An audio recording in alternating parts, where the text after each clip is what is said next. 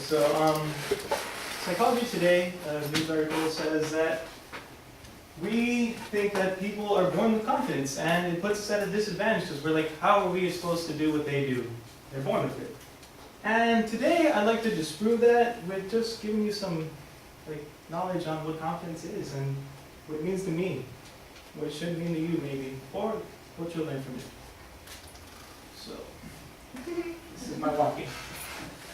And I could explain to you why I put who I put and whatever, but for another time. So first off, I'm the guy doing his speech on confidence, so I don't need these. I'm confident. Don't need no cards. Might as well be the first one to do it. So Webster's Dictionary. They say that confidence is one person's ability to believe in themselves regardless of prior knowledge to what is going to happen.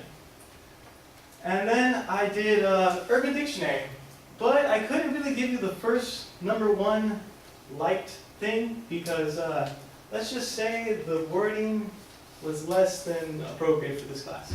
So I used the #3, and it's doing what you're going to do without knowing what's going to happen before it happens. And the third thing I did was, I was at a race on Friday. You know, our school, we go out to places. I think we were at Oceanside, and we were at this meet. 543 guys were there, plus or minus one, because I'm there, of course. And I met this guy from Urondas. It's a school. He was at the block 4, I was in block 3, he caught my eye. And I was just like, this is a perfect time to get an interview in. So we got done with the race. Turns out he's really good. He was #3 out of 540 something guys, so I went up to him and I'm like, your Elmo socks just really popped and got my attention. So what made you wear them and what is confidence to you? I'm going to walk back with you to your school because we each have tents. So he does that. And he, as we're getting wrapped up, he's like, you know what? Confidence to me, the ability to know that whatever is going to happen, I can believe in myself given any situation. And he's like, given this race, I know I'm not as good as everyone else, but the mentality that I have was enough to get me through it and to push me. I told him I liked it. I told him I quote him on it. His name was Daniel. Maybe I'll see him again next Friday. But this goes on to my next point. The Mackenzies. It's a psychological group called sports coaches. And I mean, we have athletes in here. I know, right? We have athletes. And as you all know, there are 4 C's, and the one that pertains to me is confidence. Because in sports, most coaches will tell you, 5 to 10% of the actual sport is physical. The rest, confidence, all mental. So you got to tell yourself, I can do this. I can do this. And that is pretty much the definitions I got for you now.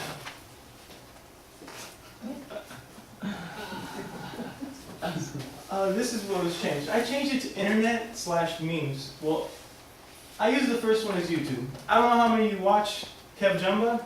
Anybody? One guy? Yes, sir. He has a new video called Confidence. Perfect timing, right? Okay. So I looked at it, and I understand completely what he's saying. I make YouTube videos. I mean, I'll let you guys know later. You can watch them.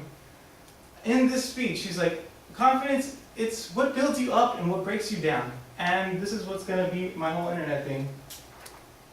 He says that when you're talking to a camera, like I am kind of right now, it's really easy to have confidence. Like you could talk to anything, no big deal, because it's just you and the camera. I can look at it, it's not judging me, I'm not judging it, I'm talking to it, no big deal.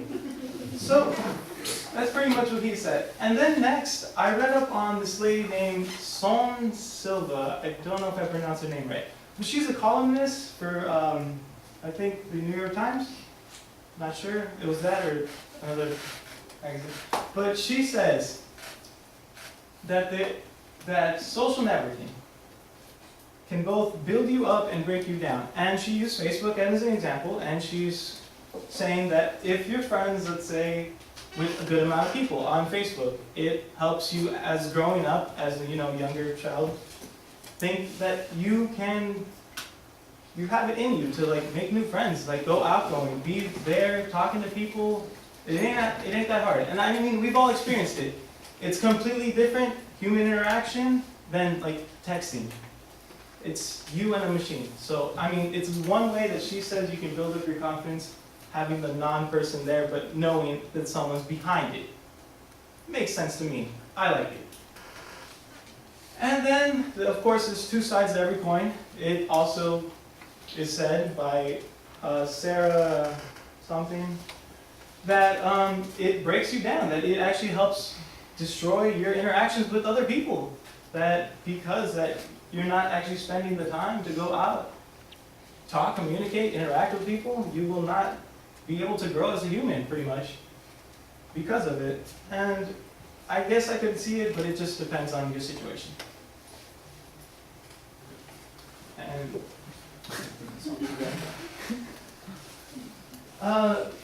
this is my practical uses / what I have to tell you. So first off, back to my race. I had asked my good buddy, I won't say his name because maybe one of you know him, it's kind of an embarrassing story.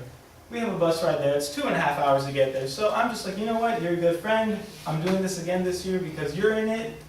Tell me, what do you use confidence for? And we got done with the race, he's a fast guy, he finished right after me. Grabs me on the shoulder, Junior, I figured it out. What is it?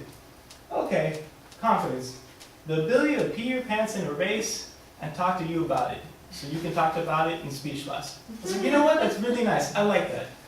It's because, I mean, who else can say that? And now you're all wondering, how does this pertain to me? Peeing pants, confidence. Well, next one was mentor, the mentor aspect behind it. Now, anyone can be a mentor as long as you have prior knowledge to what you're talking about. Now, will I be your mentor in confidence? Maybe. I don't know.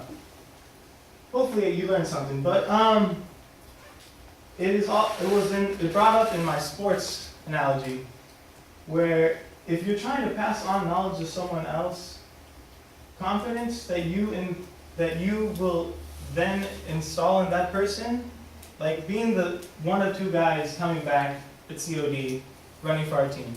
I'm looked at as a captain. I tell us what workouts we should do today. This morning we ran Fancy Lane. Why? We needed a good workout. That's all you need to know.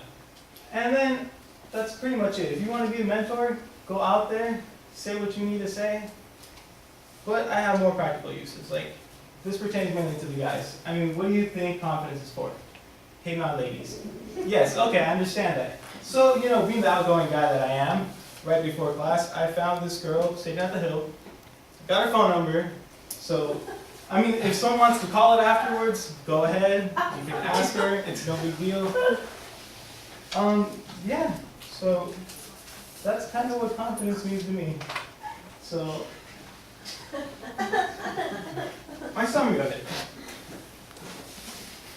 We looked at it by definition, by what internet standards are, and lastly, what some of my uses are of it. But what I know, you guys are supposed to be laughing more, but it's alright, don't be good. At the end of the day, what I want to leave you with in confidence is, actually, to me, it's what gets me through the day. I'm up here giving a speech, confidence got me through that. I had a quiz, got me through that, pretty much anything. And what kind of is, I don't like, it happened today. My friend Carly, I was helping her with the math homework. I was going to walk her to her class. I noticed she was wearing sandals.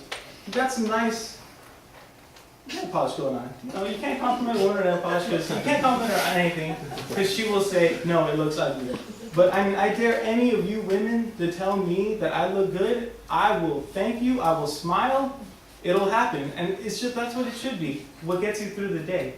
And that's what it is to me. And it might not be what it is to you, but it's a broad aspect and it can mean whatever it wants to mean to you.